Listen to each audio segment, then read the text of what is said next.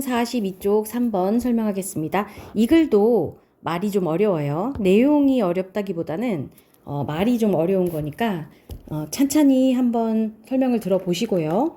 그래도 이해 안 되는 부분은 수업 시간에 선생님이 다시 설명을 하면서 친구들과 함께 고민을 해보는 걸로 하겠습니다. The reliance on the computer as a model for the operations of the human mind may well prove to be as limited as an earlier fascination with behaviorism. 자, 컴퓨터에 의존하는 거야. 뭐를 위해서 컴퓨터에 의존하냐면 인간 마음의 작동을 위한 모델로 컴퓨터에 의존한다라는 건 인간의 마음이 어떻게 작동하는지를 컴퓨터에 비유해서 설명하는 것을 말하는 거예요. 그것은 may well prove to be 아마 잘 드러나는데 as 형용사 as 하면은 뒤에 거만큼 뭐뭐한이라고 해석하는 겁니다. 그러면 행동주의에 대한 초기 열광만큼이나 제한된 것이다 라는 말은 행동주의에 옛날에 열광했던 것만큼이나 제한적이다. 그러니까 설명이 충분하지가 않다는 것이 prove to be 잘 드러난다가 되겠죠. 그렇죠? Psychologists have already begun to recognize the flaws of the mind as computer metaphor. 심리학자들은 이미 인식하기 시작했어. 뭐를? 결함을. 뭐의 결함이냐 하면 마음을 컴퓨터로 보는 그 은유 방식의 결함을 인식하기 시작했어. 그러니까 인간 마음의 작동 방식을 컴퓨터에 비유하여 설명하는 것은 잘못됐다라는 걸 인식하기 시작했다라는 얘기죠. Some have turned to cultural anthropology as a way of understanding the factors outside any particular individual's brain that help the individual make sense out of the world. 자, 이 문장 좀 어려울 수 있습니다. 잘 보세요. 자, 여기까지는 그래서 심리학자들이 마음을 컴퓨터에 비유하는 건 잘못됐어 라고 얘기를 했다라는 것이고, 여기서부터는 그래서 어떤 사람들은 뭐라고 했고 그리고 또 다른 사람들은 뭐라고 했고 하는 이야기를 해줍니다. 그래서 어떤 사람들은 뭐뭐로 마음을 바꿨다라는 말은 더 이상 마음에 대한 설명 방식으로 컴퓨터를 사용해서 비유한 것을 믿지 않고 이렇게 설명해야 된다라고 말하기 시작했다라는 거죠. 뭐뭐로 마음을 바꿨다, 돌아섰다라는 건 문화인류학으로 마음이 돌아섰어. 그러니까 문화인류학이 그 설명하기에 더 적당하다라고 얘기를 했다라는 거죠. 뭐를 설명하기에 적당하냐면 요인들에 대한 이해 방식. 뭐에 대한 요인들에 대한 이해 방식이냐면 개개인이 세상을 이해하도록 해주는 요인에 대한 이해 방식인 거예요. 개개인이 세상에 대한 이해를 하는 작동 원리는 우리 뇌에서 생물학적으로 어떻게 작동해서 세상을 이해하는 방식도 있을 거고 아니면 환경적, 경험적 요인에 의해서 세상을 이해하는 방식도 있을 거예요. 그렇죠? 그런데 여기에서는 outside any particular individual's brain, 특정 개개인의 뇌 밖이라는 말은 뇌 안에서 생물학적으로 일어나는 그런 요인들 말고 이 말이에요. 환경적으로, 경험적으로 세상을 이해하게 되는 그런 요인을 설명하는 방식으로 문화인류학을 채택했다. 문화인류학으로 우리는 그것을 설명할 수 있다라고 얘기를 했다라는 거죠. 다른 사람들, 썸은 그렇게 얘기를 했고 또 다른 사람들은, 근데 다른 사람들 중에 누가 있냐 하면 인지심리학의 창시자 중 한 사람인 제롬 브루너 같은 그런 다른 사람들은 까지가 주어 발견했다, 알아냈다. 뭐를? 컴퓨터 유추는 여기서 인간의 마음을 컴퓨터에 비유하였던 그 방식을 말하는 거죠. 그 방식이 불행한 전환을 이끌어냈어.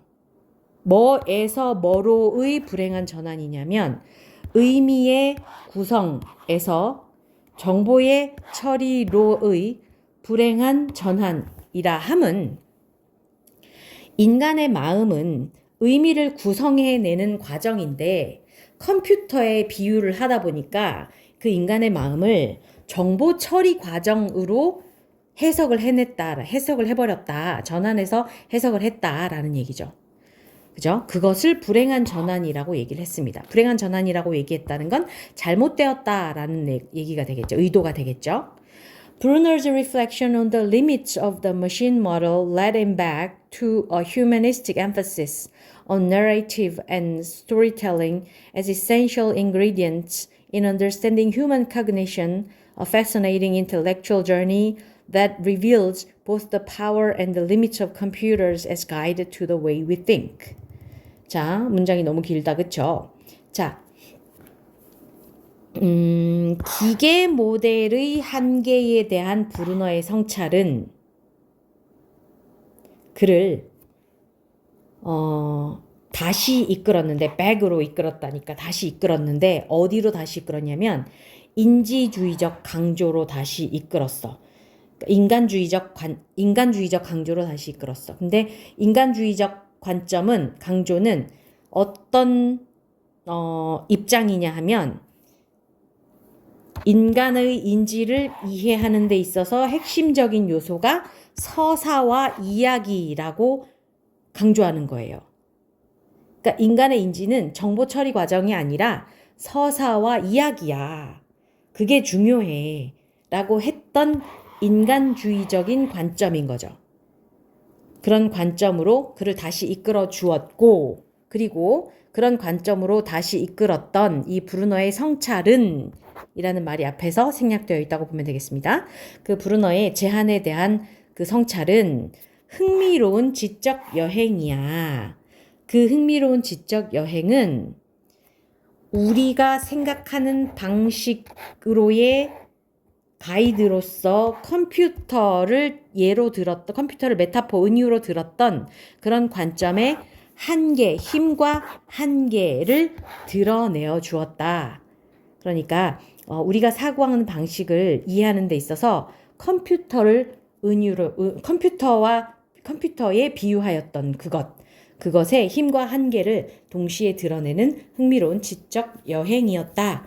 그러니까 그의 연구는 흥미로운 지적 여행이었다라고 얘기를 했습니다. 그래서 이 글은 한때 행동주의의 사람들이 열광했던 것처럼 인간의 마음을 컴퓨터에 비유해서 설명하려는 시도가 있었어. 그런데 그게 한계가 드러나다 보니까 어떤 사람들은 인간의 마음은 문화 인류학적으로 설명을 해야 돼 라고 얘기를 했고, 또 브루너 같은 다른 사람들은 아니야, 인간주의적 관점에서 설명을 해야 돼 라고 얘기를 했다라고 정리를 하면 되겠습니다. 그래서 인간의 사고와 컴퓨터의 방식의 유사성 아니고요. 그 다음에 어떻게 개개인이 세상을 이해하는데 영향을 미치는 개개인이 세상을 이해하는데 영향을 미치는 다양한 요인들에 대한 이야기 아니었고요. 그죠? 그 다음에 인간의 마음을 논의할 때